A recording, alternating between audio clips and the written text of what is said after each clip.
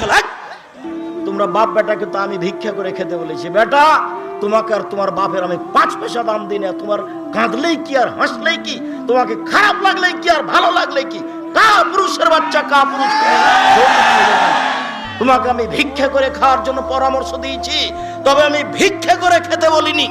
আমি বলেছি মানুষের বাড়িতে কাজ করে খেতে হবে, আমি বলেছি চকলেটের ব্যবসা করতে হবে, আমি বলেছি কাপড়ের ব্যবসা করতে হবে, আমি বলেছি কলা বিক্রি করে খেতে হবে, আমি বলেছি মানুষের বাড়িতে কাজ করে খেতে হবে। যৌতুক নিতে হবে কেন? 24 ঘন্টার মধ্যে যৌতুক ফেরত দিতে হবে।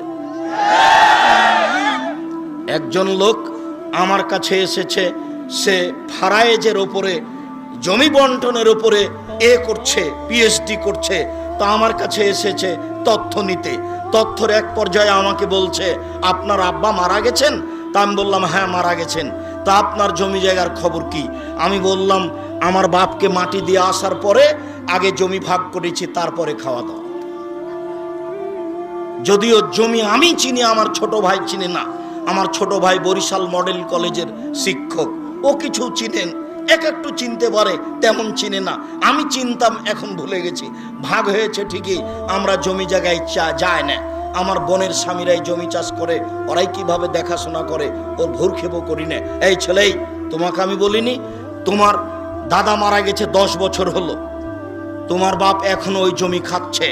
তোমাকে বলেছি যে তোমার দাদা মারা গেছে 10 বছর হলো, তোমার বাপ জমি সকলে নিবে, সকালে নিবে, আর তোমার ফুফু বিকালে নিবে, এরকম না একসাথে নিবে?